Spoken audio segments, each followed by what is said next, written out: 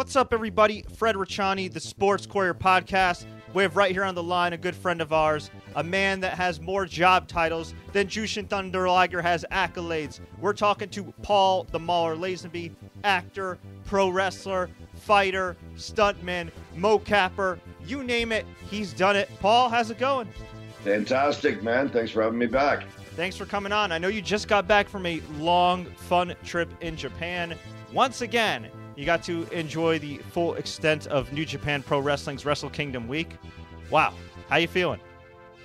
I'm good now. I mean, I had a bit of a nightmare trip back with over 12 hours of layovers. So it was a 27-hour trip door-to-door from Osaka because at the very tail end of the trip, I went from Tokyo to Osaka to go reunite with Masakatsu Funaki, who tore my bicep in a pancreas ring back in 1997 and had a great time with him and his family.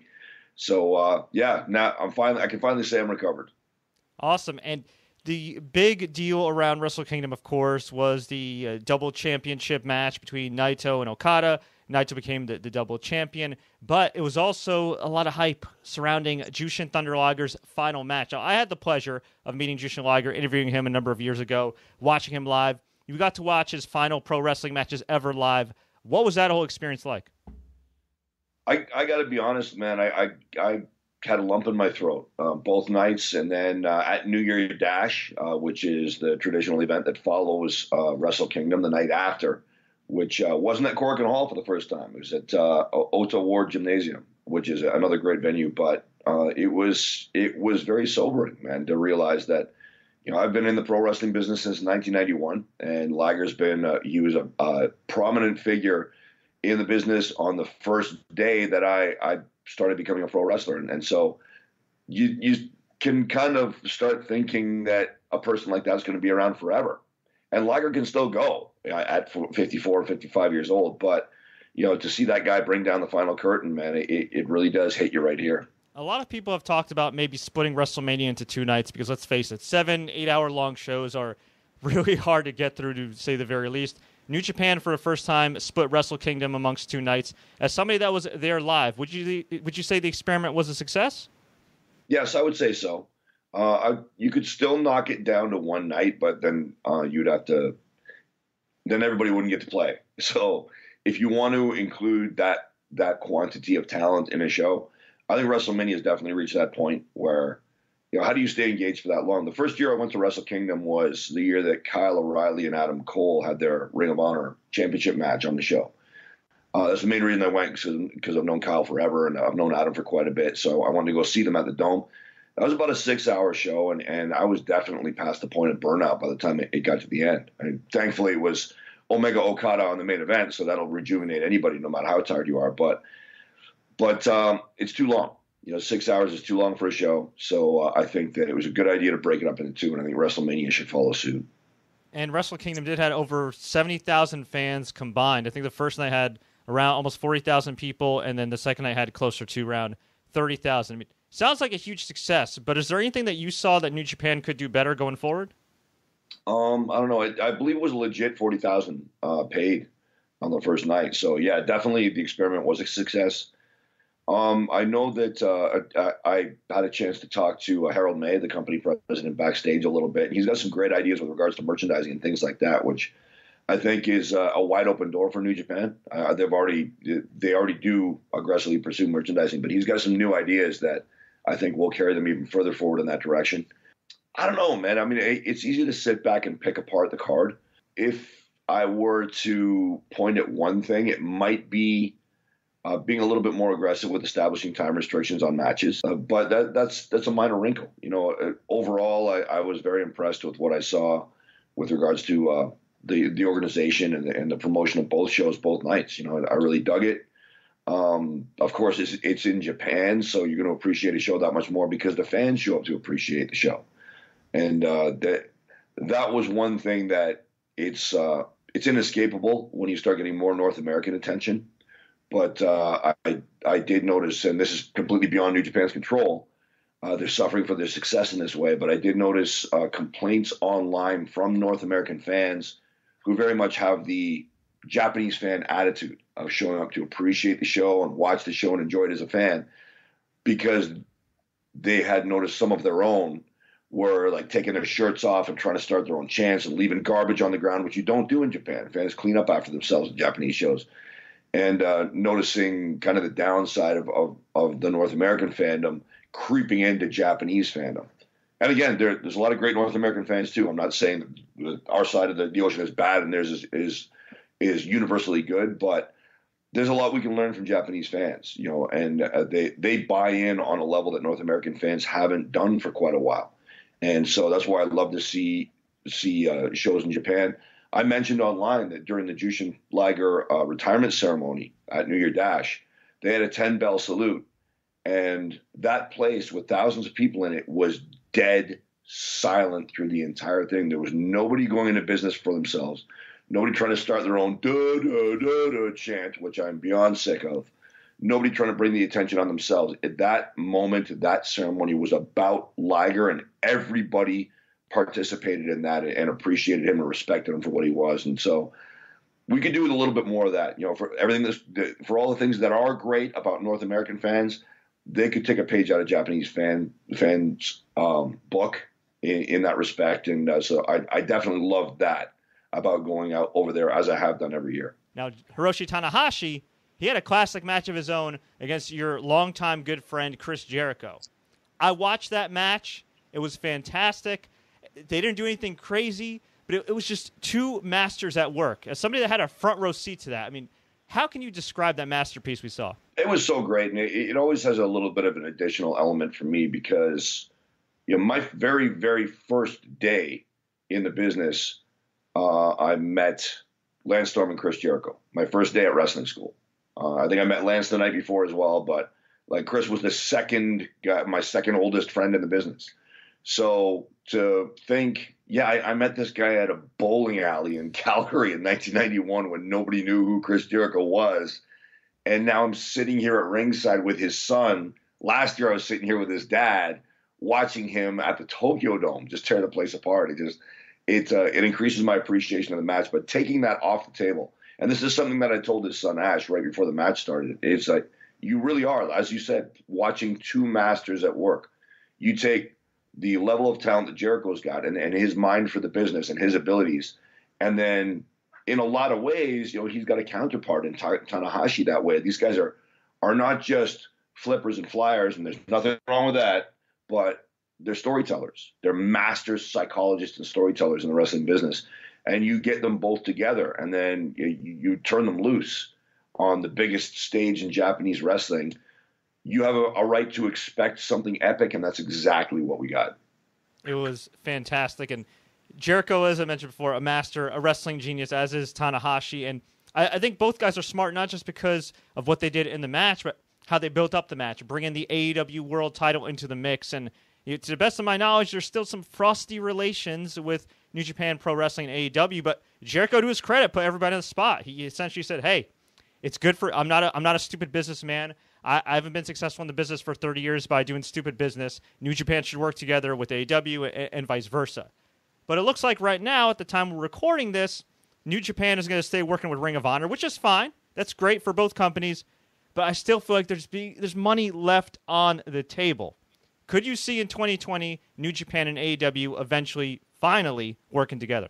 They're going to have it, if it has to be, I don't want to say forced, but they're going to have a connection with AEW, whether they like it or not, because of Jericho's relationship with AEW. And I have to take my hat off to Tony Khan for this one thing is, when I look at AEW, there's some things that, if I was going to put my promoter hat on, I might suggest change, and some things that I think they're doing very well. And one thing that has surprised me is Tony Khan's openness, immediate openness to, have AEW have a presence in other organizations, which I think is a very good thing. I think it's a very heads-up play on his part.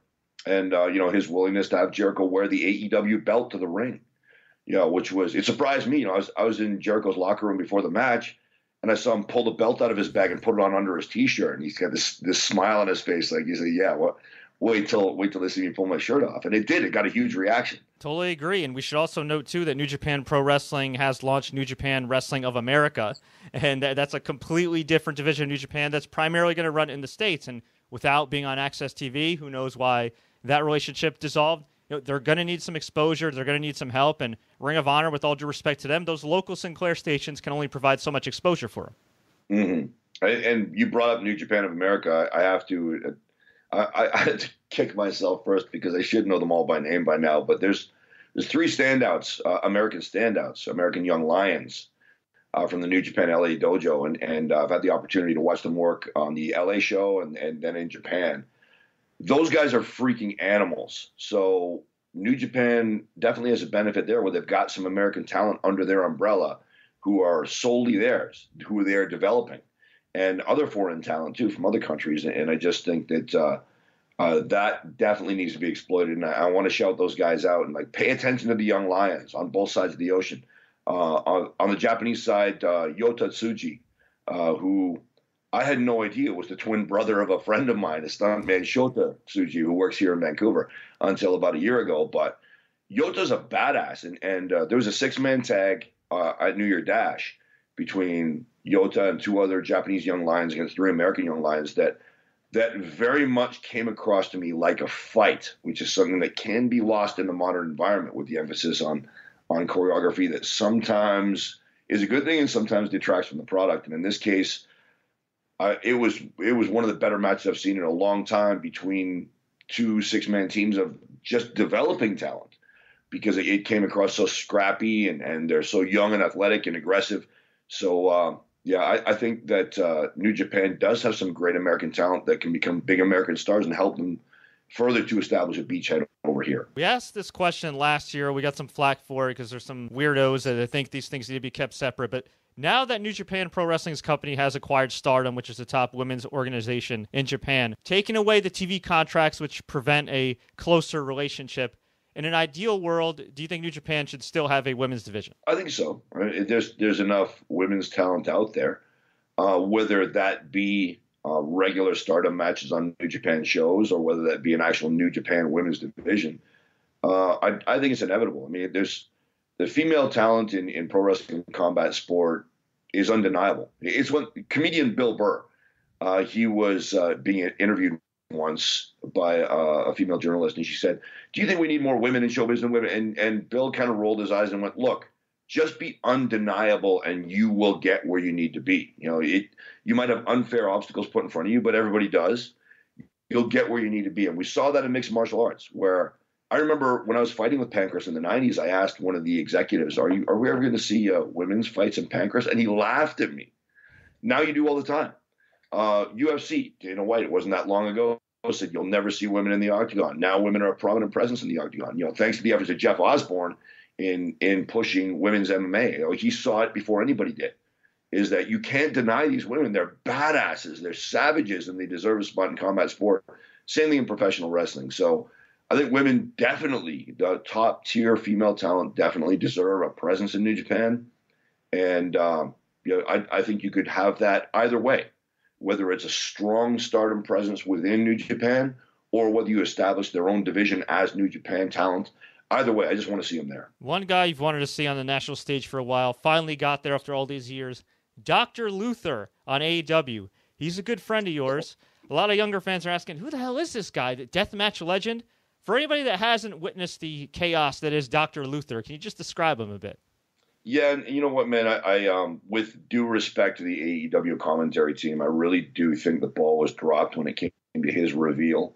So much more could have been done in that contained period of time to get this guy over to the fans, and unfortunately, it just the opportunity was lost in that respect. But I think it'll be regained.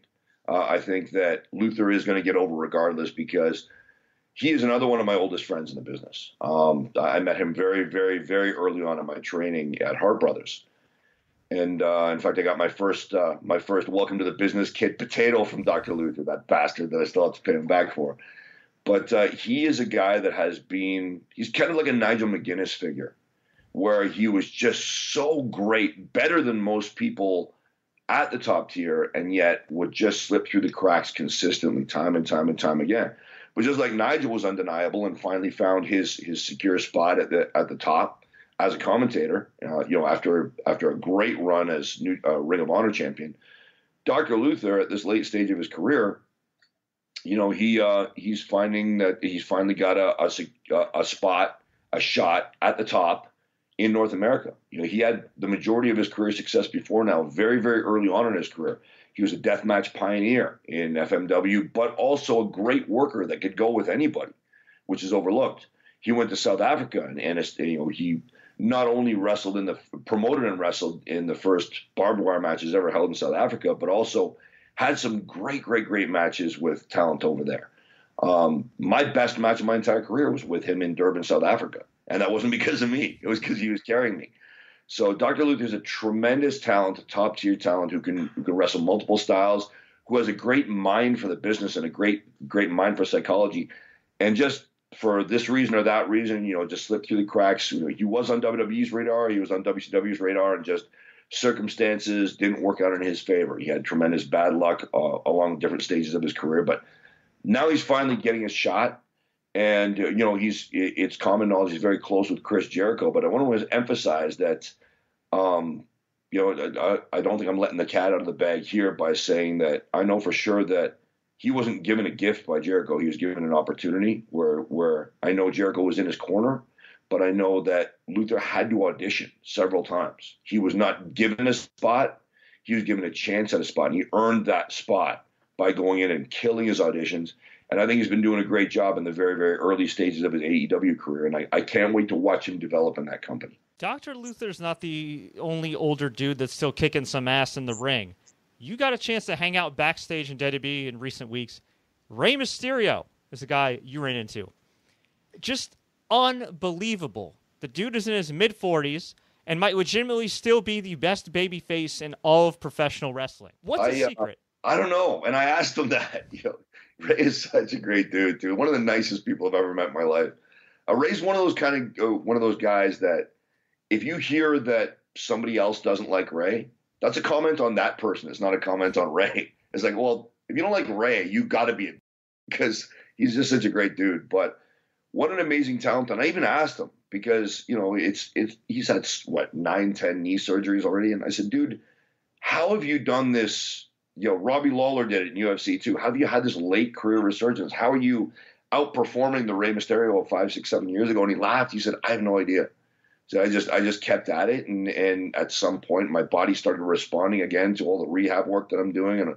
And I managed to ride out the physical rough patch. And now he's admittedly long in the tooth and he's not the Rey Mysterio of 15, 20 years ago, but he's also kicking all kinds of ass and just really outperforming expectations. And I'm really happy to see it. Couldn't happen to a nicer guy. Now, you're a nice guy as well, but you're an absolute badass. I'm not calling you old, but you're somebody that's been doing this for a long time. And every time I'm on Instagram, I see guys like Edge and CM Punk and all these other combat sports celebs in awe of your badassness. I mean, you're deadlifting, you're doing squats. I mean, what is your secret? Don't stop. There is a genetic component. I like to call it the Flair gene. Ric Flair ran his body so hard for so long, and just what Steve Austin even said. He said, not fighting wise, just in terms of what your body can withstand. He said Flair's the toughest guy in wrestling history, in his opinion.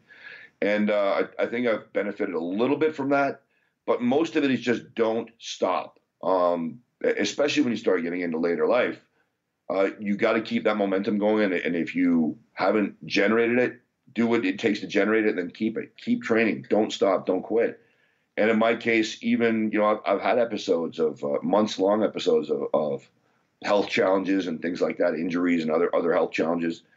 But I did what I could. There was a time where a few years ago, I got a parasite that was killing me.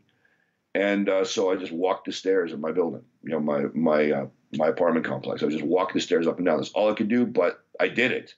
And eventually got back to being in better health again. So the last few years has been great. My body's been responding, and I'm looking at maybe returning to powerlifting competition next year, and also still keeping up with the MMA stuff. And it always brings to mind something that a buddy of mine, Bill the Butcher Mahood, who's an MMA fighter that fought into his 40s. And somebody asked him once, 4 days after one of his fights, he was back doing road work, and they said, "Dude, why don't you take the full week off?" And he said, because when you get to be older, fitness is like pushing a car. If you keep it up, it's easy. But if you stop and try to restart, it's a lot tougher. So, like Carl Gotch said, when you're young, you should train. When you're old, you must train. And that's my attitude. Good advice. Now, I'm assuming you also aren't scarfing down cheeseburgers either, right? Once a week. I have a great diet coach named Christine Wallace, who's an extremely high-level physique competitor. One of the smartest things I did was turn my diet over to her, because I don't have a great deal of dietary knowledge. I remember way back in the day when I was choosing between bodybuilding and powerlifting, I looked at two things: genetics, which I don't have tremendously beneficial genetics for bodybuilding, and also diet. It's like powerlifters eat whatever they want. Sold. That's my sport. Christine has blocked together a great diet for me. It's there's a movie that will be released later this year called The Main Event on Netflix, and she got me down to about 227 pounds, which for me is really super shredded. That's not something that I have the knowledge to do myself. But once a week, I have a 3-hour window where I eat whatever I want. All bets are off. And I get disgusting with it. But it's just that one little pocket at a time, and you do the right things through the rest of the week, and actually the negative becomes a positive, because the way your body responds to all that bad food, but it's only within that little block of time, and you're doing everything else right. And I don't know the science of it, but it seems to be working for me, so I'm going to stay with it. Of course, you've been doing video game mocapping for years and years, all the way going back to Def Jam Vendetta, and now you recently left the Gears of War franchise after a stellar run. You did fantastic work mocapping as Marcus Phoenix for Gears of War Ultimate Edition, Gears of War 4, and Gears of War 5. And I'm not just saying this, but they're some of my favorite video games of all time, so congrats on the run. But why was now the time to leave the Gears franchise?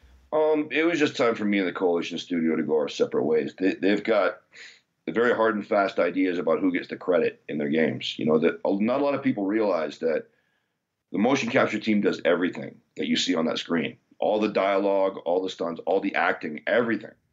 And then the dialogue is redubbed by the voice talent. And I've got no grudge against the voice talent. John DiMaggio has been doing the voice of Marcus Phoenix, I think, since the very beginning. He's kind of like Kane Hodder is to Jason Voorhees in the Friday the 13th franchise.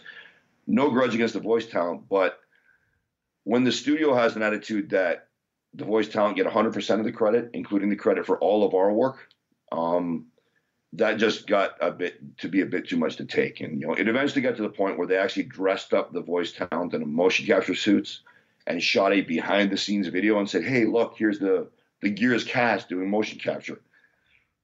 That left a kind of a bad taste in my mouth. So, it's their sandbox.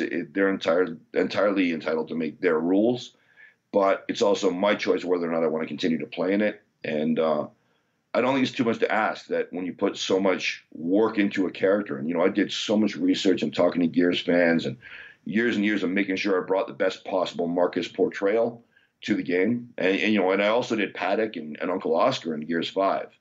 So that was a lot of research and a lot of, as much of my acting ability as I could bring to the fore, and to have credit for all of that deferred to somebody else just wasn't my thing. I would rather go work for somebody else and, try to generate some career momentum with my work where I can be recognized for that. So, they might hand me this role over here because I did a decent job on that one.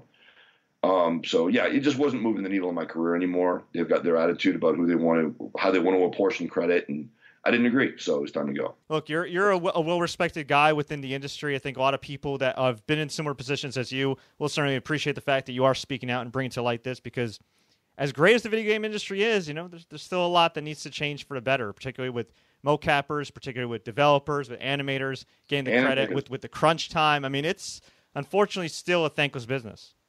Yeah, I think you're right. And when you're watching a video game, the majority of what goes into that performance is the mocap team, and then the voice actors, they dub their voices on, and they're talented actors too. And the animators, they're the ones that bring the characters to the screen. But just to me, it's kind of like if you took that Netflix show Money Heist, and you said that the people who dub in the English dialogue, they're the only stars, and don't pay any attention to those Latin actors who actually did all the acting and all the dialogue, and they made the show, and then we redub their voices and the voice talent, they're the only stars. That to me doesn't make sense. So, I think that I'm hoping going forward that we see credit given where it's due, which means the voice actors continue to get the credit they're getting because they deserve it. I've done a lot of voice acting myself, and so I realize that there's a lot more to that than people realize, and a lot more talent required. but also the motion capture team and the animation team. I'm hoping that going forward on games, they get the credit they deserve too. Absolutely. Now, Paul, on a lighter note, you still got a lot going on within this next year. You're always popping up everywhere. There's times where I'm just watching Netflix or HBO, and I'm like, what the? That's Paul Lazenby. So what have you got going on in 2020? It's in Vancouver. The industry continues to be roaring along. So you'll be seeing me in a Farrelly Brothers production called The Now. I play a role in one of those episodes as well with Dave Franco. And I love working with the Farrellys. I got to work with them. We worked with Peter Farrelly on Loudermilk. Had a great role on that, and then I got to work with his brother Bobby on The Now. So it's because they trade episodes, and so the timing worked out great. Where I got to work with both of them, and I'll work with those guys anytime. You know, they're responsible for like Dumb and Dumber and Something About Mary and Kingpin and so many great movies, man. And so it was a real thrill to work with them. I've been doing some work on Supernatural and a couple of other new shows. So it's picking up. I'm in talks now to possibly head out to Toronto and do some work. We'll see how that shakes out, but that would be cool because I'm from near Toronto. I'm from a town called Kitchener, which is about an hour from Toronto. And I've never worked there in 20 years in the industry. You know, it's every time my name comes up in relation to a Toronto project, for whatever reason, there's been scheduling conflicts or just other people got chosen, and I've never gotten to work there. So it would kind of be cool to come home and you know, maybe go see a few friends while I'm there in my current capacity as a guy that's actually made something of himself in the business since, you know, I left Kitchener as a pauper, as a destitute, you know. So coming home and working on a big production in Toronto would be pretty sweet. Paul, of course, you got the popular When We Were Bouncers series on Amazon Volumes 1 and 2. For anybody that hasn't had the pleasure of reading them yet, can you describe it? Yeah, it's pretty straightforward. It's people who are prominent in their chosen field of endeavor, whether that be WWE stars and Hall of Famers, UFC stars and Hall of Famers, actors, comedians, other prominent individuals, telling their stories of their days working as bouncers and security personnel. So, you know, some of the most famous men and women in the entertainment world and in the sporting world, you know, I'm always constantly chasing them down, trying to get some stories. You know, you'll find Shayna Baszler in there if you're a WWE fan. You'll find WWE Hall of Famers like Bas Rutten and Don Fry and Pat Miletich, and TV stars like Theo Rossi from Luke Cage and Sons of Anarchy and so on. I could go on for a long time, but definitely it's good entertainment reading. Lots of short, contained stories. You know, good reading for the bathroom or public transit if you take the bus to work. Currently working on Volume 3. I'm really, really excited about some of the names I've already gotten. Some very, very big names going into this one. Thanks to everybody who supported the series, including S.E. Hinton. I always want to shout her out because it still blows me away that the author of The Outsiders has been a very vocal supporter of the series, and that's everybody's support is appreciated. But that one really caught me off guard, and I always want to shout her out because I really appreciate her shouting me out on Twitter. Paul, always a pleasure. Follow him on Twitter @MaulerMMA and check out When We Were Bouncers on Amazon.